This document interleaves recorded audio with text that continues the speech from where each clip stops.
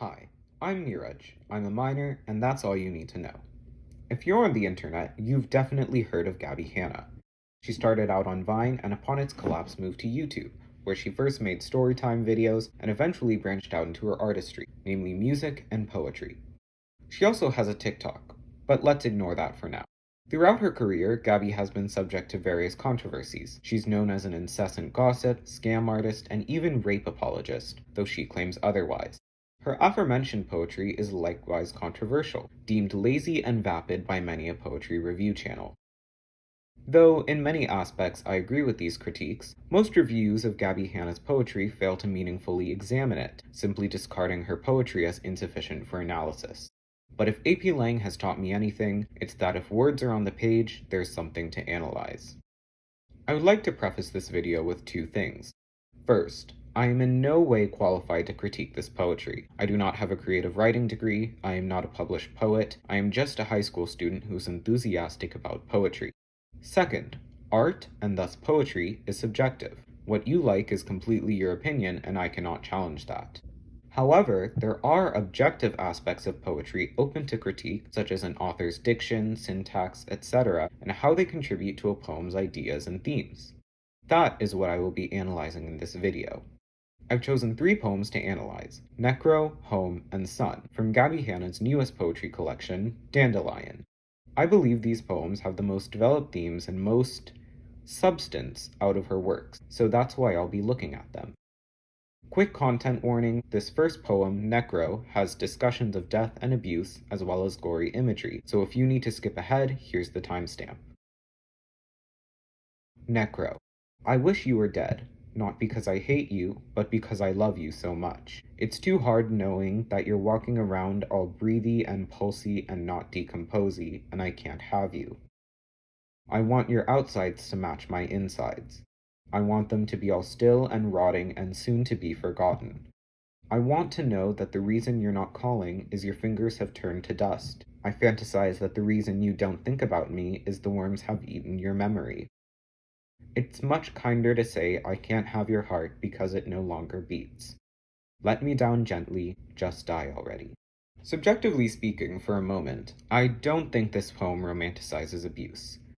Much discourse surrounding Necro labels it as problematic with its possessive themes, idealizing a toxic, even abusive form of love. But I don't think that's Gabbie's goal. I believe Gabbie's aware of how wrong this love is and wrote this poem to recognize her internalized toxicity. However, I don't personally know Gabbie, nor am I a psychologist, so I can't speak to that definitively. Speaking objectively, this poem certainly has some good imagery. Her description of her lovers or love interests' outsides as still and rotting and soon to be forgotten paints a vivid picture of a rotting corpse, which develops her I wish you were dead theme. Otherwise, the poem leaves much to be desired. The main issue with Gabbie's diction throughout the piece is her heavy reliance on cliches. Lines 10 through 13 have interesting ideas, but the use of trite phrases like your fingers have turned to dust and the worms have eaten your memory makes the message utterly bland instead of poignant. Cliches can function wonderfully in poetry. They can help satirize common ideas or tropes in society. Take a satirical elegy on the death of a late famous general by Jonathan Swift. Yes, that Jonathan Swift. His Grace, impossible! What, dead? Of old age too, and in his bed? And could that mighty warrior fall? And so inglorious after all? Well, since he's gone, no matter how, the last loud trump must wake him now. And trust me, as the noise grows stronger, he'd wish to sleep a little longer. And could he be indeed so old, as by the newspapers we're told? 70, I think, is pretty high. 'Twas time in conscience he should die. This world he cumbered long enough, he burned his candle to the snuff, and that's the reason some folks think he left behind so great a stink. Behold his funeral appears, nor widow's sighs nor orphan's tears won't at such times each heart to pierce attend the progress of his hearse. But what of that his friends may say, he had those honors in his day. True to his profit and his pride, he made them weep before he died. Come hither, all ye empty things, ye bubbles raised by breath of kings, who float upon the tide of state. come hither and behold your fate. Let pride be taught by this rebuke, how very mean a thing's a duke. From all his ill-got honours flung, turn to that dust from whence he sprung. Notice how the use of mighty warrior, a cliched phrase, builds the irreverent, mocking tone Swift employs in his characterization of the late general. However, the way Gabbie Hanna employs cliches doesn't seem to satirize the popular culture around romanticizing abusive and toxic relationships. It just creates this #emo tone throughout the piece.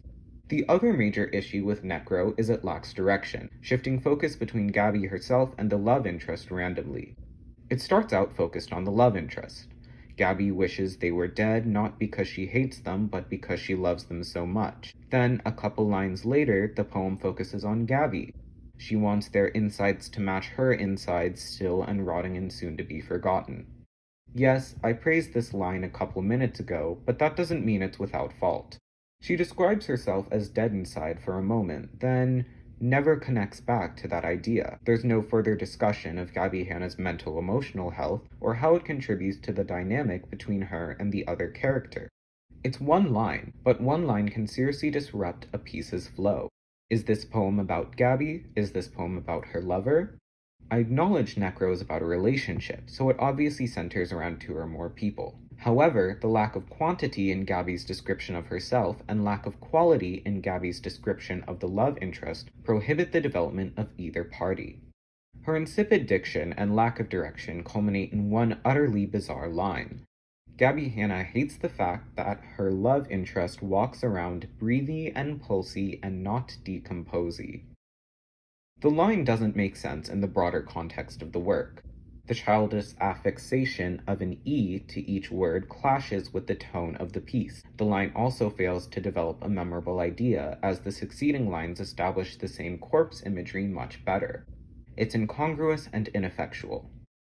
Abusive relationships remain taboo in modern society, and I applaud Gabbie Hanna for writing about one so openly in Necro. What I don't applaud her for, however, is how she writes about it. Her mechanics are underdeveloped, undermining her message and puzzling the reader.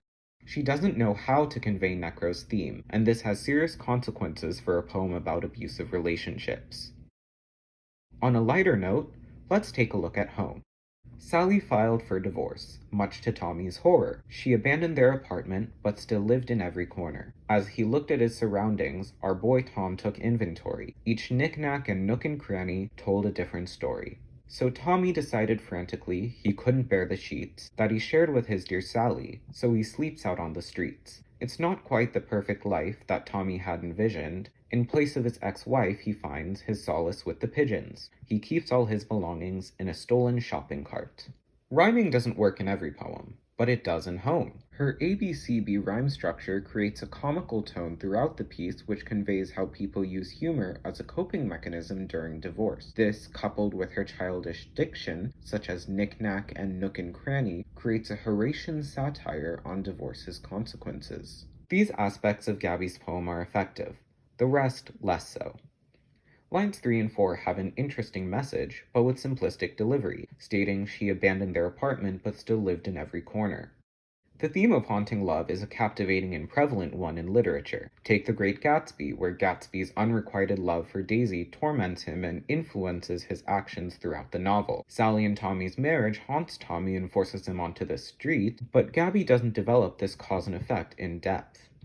Say Gabbie replaced line 4 with a couplet like, her rosy perfume lingered on every pillowcase, her cheery laughter still filled up the empty space. This conveys the haunting love Tommy feels much more strongly. Lines 7 and 8 are just like lines 3 and 4, interesting but basic. Each knick-knack and nook and cranny told a different story. This is the greatest issue with Home. Although the poem has a developed theme, consistent tone, and good flow, despite the awkward non-rhyming ending, it's too simple. Yes, good poems can be simple, but what little detail those poems use is always impactful. Gabbie Hanna's selection of detail is too broad to be effective in one line. Does this mean Home is a bad poem?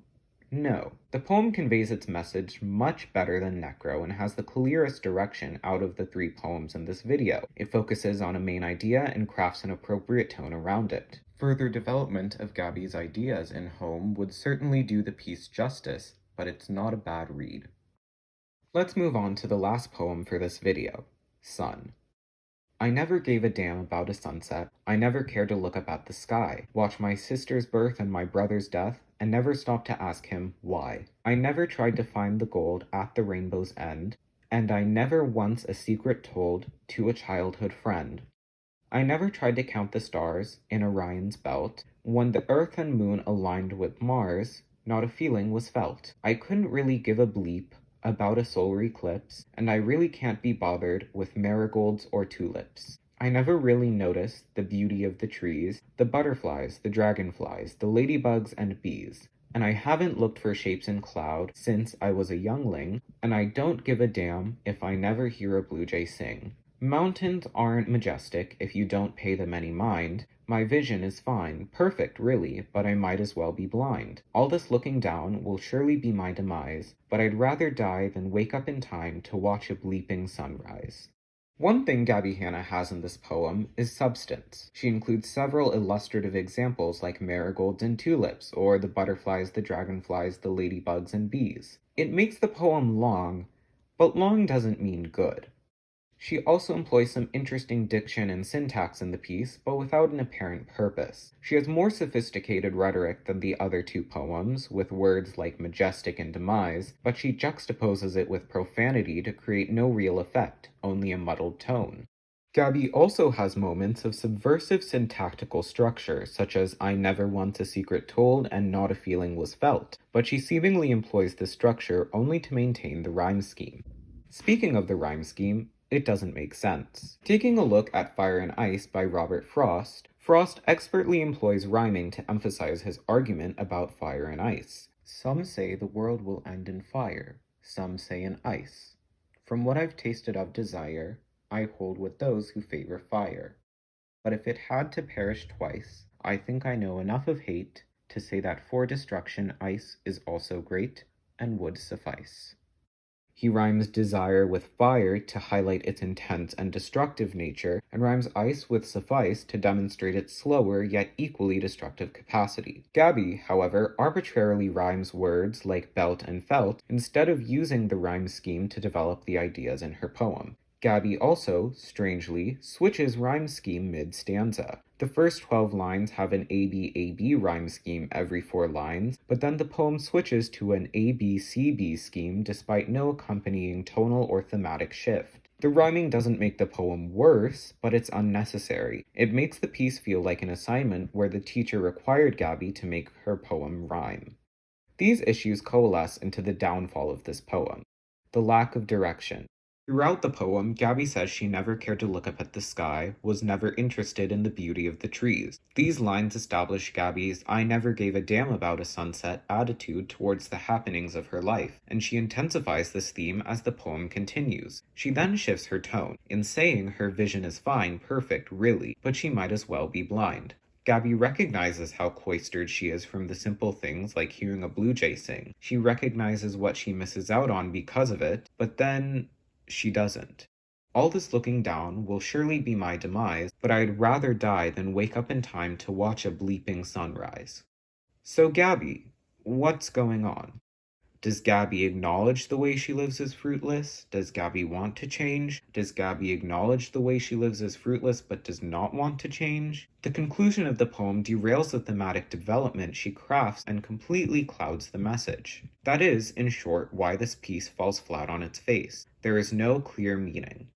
Gabbie makes some interesting rhetorical choices, but they don't serve any purpose. I appreciate the natural imagery she constructs, but I don't understand why it's there. The piece doesn't go anywhere. Sun demonstrates that Gabbie Hanna understands what literary devices are, but she doesn't know how to use them. At least not in this piece. Her diction and rhyming create a funny, enjoyable poem in Home, but prove ineffective in Sun. Necro has a noteworthy theme, but Sun's utter lack of one makes it feel empty, despite the word count. Gabbie Hanna's poetry as a whole isn't unpalatable. I, subjectively, enjoy the themes she touches on in her poetry, but objectively, she doesn't touch on them well. Her use of literary devices needs improvement, and she needs to revise her poetry more deeply to hone in on her message, but that comes with practice and, more importantly, time. Looking at most of her poetry, it's bland and uninspired, like critics say, but when examining these specific works, it's clear her better poetry is, if not amazing, at least thematic.